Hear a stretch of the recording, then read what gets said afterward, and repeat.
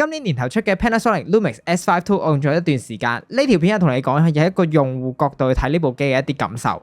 Panasonic 嘅機其實我由 GH5 開始用，到 S5 跟住到 GH6，依家到 S5 II 都係我自用自己錢買翻嚟去完成我 YouTube 要拍嘅嘢啦。過往 Panasonic 機最大嘅死穴就係佢對焦真係好唔 reliable 嘅，人哋間廠都有 Face Detection AF 嗰陣時咧，佢仲做緊反差對焦。老實講，一路用都係覺得真係垃圾級別啦。我用部 S5 拍 vlog 又好啦，拍 product shot 都好啦，基本上個 AF 係不斷甩 fault 之餘，仲會有時係咁喺度發癲，即係咁喺度扯嚟扯去咁樣啦，完全係搞到我拍嘢嗰陣時係拍到嬲咗嘅。當然，如果手動對焦好勁嘅話咧，係冇問題嘅。但係對於我呢啲 creator 係成日都係自己拍嘢啦，拍 vlog 拍 B-roll， 基本上呢啲場合自動對焦唔得嘅話，係會令到你真係好多時都好瀨氣咯。嗰陣時睇過好多 review， 試對焦嗰陣時其實係喺個鏡頭前面喐嚟喐去啦，試嗰陣時咧就好好啦。但係當你攞到部機上手，做一啲好基本嘅運鏡，佢都已經甩 fault 啦。例如係對住件 product 去扭大個光圈 ，parallax 咁樣拍 ，S5 係唔會咬得實嘅。又或者揾個 foreground 行出嚟對實個人，呢啲運鏡呢 S5 都係成日都做唔到嘅。就算係對住件嘢多呢 in， 你都係成日甩。換咗 GH6 係有好咗嘅，但係總之一運鏡就唔係好搞得掂啦。S5 II 買咗之後呢，我即刻試下佢嘅 AF 啦。喂，呢段時間呢，我就試過揾情侶拍片啦，射個雀啦，用嚟拍翻我平時拍嘢嘅工作啦。佢嘅對焦真係 reliable 咗好多咯，我覺得。喺啲低光下嘅對焦表現亦都正常翻啲啦，之前係甩得好犀利嘅。依家解鎖咗呢個功能呢，其實過往對焦嘅限制做唔到嘅一啲運鏡，依家都終於做得到啦，亦都唔會因為個對焦問題，你問個 model 拍10次你都未對得到焦。咁當然係我嘅能力都關事嘅，咁但係佢對焦其實真係搞咗咁耐，係終於用得到啦。咁當然你係話係咪好勁呢？同 Sony 去比，其實就一定唔係對手噶啦。佢認動物亦都暫時認到嘅種類比較有限，同埋佢嘅眼部追焦都仲係好似開咗等於冇開咁樣咯。依家係你如果好近嘅話呢，先認得到咯。同埋佢嘅 1080P 50或者60嗰陣時，佢仲係用翻反差對焦嘅，個對焦又會變翻垃圾級別啦。係你 4K crop 咗嘅50-60格，你先有翻 face detection 嘅 auto focus 咯。睇翻 Lumix S5 II 嘅機身先，佢個樣基本上同上一代好接近，喺機身頂部加入咗散熱孔，重量機身740g，連 kit 鏡1kg 多啲，重量嚟講就唔算好出色嘅。A7S3 ZV-E1 都會好過佢，不過我幾中意佢嘅機身設計嘅，至少我覺得佢咁樣揸起手係幾好拎，同埋個感覺係好實在嘅。另外佢嘅掣嘅設計係幾方便啦，有齊晒 ISO 啊、白平衡，仲有2個轉盤去校光圈快門用。校 setting 上嚟就幾方便同埋好舒服嘅，啲設定就唔使記啦，一揾就揾得到咯。不過其實都係方便啲嘅啫，其實都唔代表啲乜嘢嘅，因為呢樣嘢係睇你熟唔熟部機多啲咯。我自己覺得，我自己就用慣咗呢幾個掣啦。如果你俾部 A7S3 我或者 A74，我係完全即刻變咗個傻仔，我係搞唔掂嘅，完全係。不過對住 Pro 嘅 Sony 用家，其實我都係會俾人話我 set 嘢慢啦，所以其實真係我都覺得唔影響好多咯。另外佢仲有啲電影機嘅 feature， 我係覺得幾好用嘅，例如個 waveform 啦，去幫手睇曝光嘅。仲有嘅係佢夠多掣去俾你 customize， 方便到你校嗰陣時咧去校翻你自己想要嘅功能咯。個 mon 係360反 mon 嚟嘅，不過我自己用慣咗 GH6 嗰個又可以 tilt 又可以反嘅 mon 之後咧就翻唔到轉頭。我覺得如果佢俾埋我就更加好咯。機身插孔，左面咪頭、耳機頭、全尺寸 HDMI 同埋 USB-C， 右邊係遙控同埋2個 SD 卡卡槽。好嘅係今代比大啲嘅 HDMI 頭嚟，舊代嗰個細頭其實真係好易壞啦，同埋一唔記得帶 adapter 就食屎啦。HDMI 駁 mon 之後佢保留到 touch mon 同埋畫面嘅輸出 info display， 由本身上代兩邊都有，到依家機內螢幕就冇咗 info 啦。我自己覺得其實之前兩邊有 info 係會方便啲嘅。而我覺得其實你改都唔緊要嘅，其實可唔可以俾我 set 翻呢？校唔翻其實我就覺得有啲煩啦。咪 in 嘅聲音調校彈性都高嘅，可以調校嘅咪 gain 嘅幅度都比較大。而佢出會自動出做4條 channel 嘅，你俾4條 channel 我其實都唔緊要，我 input 彈性係高啲嘅。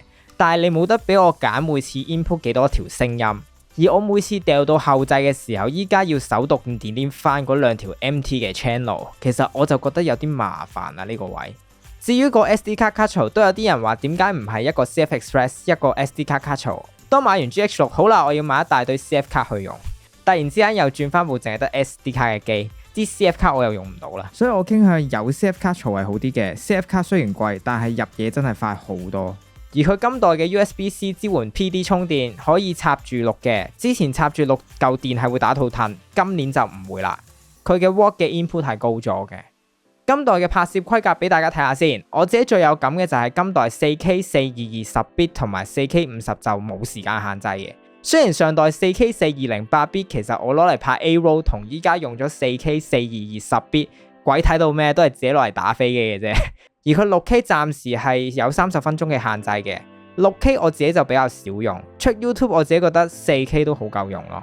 最 sad 嘅我就覺得係冇 4K 100或者120格啦，同埋 4K 50仲係 Super 35 crop， 人哋 ZV-E1 Vlog 機都冇 crop 啦，你嘅行貨價比貴少少買到 A7S3 都冇 crop 噶啦。有冇 crop 呢家嘢其實關乎到你拍嘢嗰陣時轉 frame rate 你使唔使重新構圖，冇 crop 係方便啲嘅。依家次次轉格都要彈開，跟住又要走翻嚟，我就覺得有啲辛苦。即係我覺得用你嘅都已經唔多啦，過往因為對焦問題走咗咁多人，你唔下放呢啲功能，令到人覺得哇超抵用，翻嚟嘅話呢，就有啲難搞啦。跟住我哋講下 Panasonic 機最好嘅地方就係個防震啦。雖然間廠都同你講有5軸防震，但係其實用起上嚟嘅差別係可以好大嘅。而佢都係5軸防震，連埋鏡頭嘅 OIS 可以去到6.5級。嗱，Lumix Full Frame 嘅鏡頭有埋鏡頭防震，一係就勁貴，一係就勁大個，所以你當我冇啦。然後其實你用翻機身嘅防震，其實佢都好黐線嘅。基本上50mm 以下你 handheld 拍片，你喺 Premiere 唔用 Warp Stabilizer， 你都出到一個比較 OK 嘅畫面。至少我覺得出 YouTube 係唔失禮先。但當然如果你係用電視睇或者大 mon 睇嘅話咧，就會有破綻啦。至於點解我咁緊張用唔用 Warp Stabilizer？ 你試下每條 B-roll 你都要掉一個落去，然後等佢勁耐，你都唔係唔知 Premiere Pro 個 Warp Stabilizer 幾慢㗎啦。所以我覺得咧防震，而我可以用到 handheld 去拍片呢樣嘢，真係我用呢部機覺得好開心嘅地方。不過我覺得佢嘅防震都仲未夠好嘅。如果我 handheld 嘅話，好多時候都中意用翻 GH6 嘅防震，計埋佢有一大堆好用嘅防震鏡。所以 handheld 出嚟嘅效果係更加好。畫質方面呢部分就唔係我嘅專業啦，所以我就比較難講到嘅。網上嘅評價就係佢一路以嚟嘅畫質同埋動態範圍都幾好嘅。佢有14加檔嘅動態範圍啦，而佢嘅 perfect 嘅動態範圍就可以去到12檔多少少。我哋嚟測試一下用原生 ISO 640拍 Vlog 後製拉翻正常曝光下嘅表現。喺加4 EV 嘅時候見到亮部嘅細節明顯失真，而減3 EV 嘅時候暗部細節會明顯失真。動態範圍大概係加4到負3 EV 之間。去到 ISO 4000，動態範圍同雜訊表現同喺 ISO 640嘅情況下都差唔多，都係大概加4到減3 EV 之間。佢嘅 Vlog 都係好多人覺得佢表現得好好嘅一個 log profile 嚟嘅。不過如果用原廠嘅 Vlog to Rec 709嘅 conversion nut 嘅話，就會比較偏紫紅咯。呢度俾大家睇下個效果先，再同大家睇下 rolling shutter 嘅情況。喺 4K 50嘅情況下會稍微好過 4K 25一啲嘅，至於 6K 嘅表現就會再差啲。然後我哋睇睇 ISO 同埋降噪表現先，佢有雙原生 ISO 640同埋4000嘅。如果你要用到3200 ISO 嘅話，基本上就直接推去4000，有比較好嘅雜訊表現咯。而呢部我自己接受到嘅就係 ISO 6400，再上就要開始加 denoise 同埋畫面開始失真噶啦。而我用呢部機出 event 係舒服啲嘅，因為去到嗰啲比較難控光嘅室內場景，係唔係都扭到4000先至夠光噶啦。網上有啲人攞佢嚟同 A74 去比較 noise control， 試完結果就似乎差唔多。喺 description box 嗰度俾條 link 大家 for reference 啦。至於電量充飽電係一粒拍片連續拍攝可以大概2個鐘多啲啦。而過熱控制基本上佢都幾頂到熱嘅。放喺40度焗爐用咗 4K 50全程錄製，錄到冇電都冇過熱警示，表面溫度大概43度左右。跟住佢講下佢駁手機嘅嗰個 app， 係嘅，你可以用 WiFi 駁。如果成功嘅話，你可以喺手機嗰度校佢嘅拍攝設定。但個 app 係極度垃圾嘅，超易斷線啦，攞遠少少已經收唔到啦，跟住駁 app 係永遠都係駁幾次先至駁得到咯，係超唔穩定。我覺得 Lumix 佢如果 improve 下佢個 app 嘅話咧，就會更加好。咁究竟呢部機值唔值得買呢？佢出色嘅地方就係佢嘅防震同埋佢拍攝規格算俾得幾到位嘅，操控手感都好好啦。如果呢啲對你嚟講好緊要嘅話，我覺得都 OK 嘅。至於對焦，我覺得佢只係做翻佢應該要有嘅嘢啫。但係以佢嘅行貨價去睇就貴咗少少啦，加多少少就有 A7S3，咁梗係買 A7S3 啦。同埋佢嘅鏡頭又少選擇又唔平，你揾支24-105F4 或者16-35F4，其實依家都好難揾。同埋二手貨又少啦，香港又少人用啦，搞到佢二手貨嘅價錢又唔好睇。所以我基本上全部入手嘅都係水貨，一係就用二手。但係如果買水貨嘅話呢，我覺得機就最好喺啲香港鋪頭買啦。我經 JD 買過部 GH6 翻嚟嘅，1年內壞咗2次。整完都壞，係要再整嘅。不過鏡頭就冇問題啦。JD 都幾平，同埋都多啲選擇嘅。仲有一樣值得提嘅就係，自從我用咗 Lumix，一直以嚟都俾人笑我點解用啲咁爛門嘅相機啦。我都係俾人笑咗2年啦。我就唔係好想大家都係俾人笑，所以如果想買嘅話呢，就諗清楚啦。好，今次就係咁多噶啦。其實仲有冇人係 Lumix 嘅死忠嘅呢？不妨留言話我知啊，俾我知下有冇同路人先。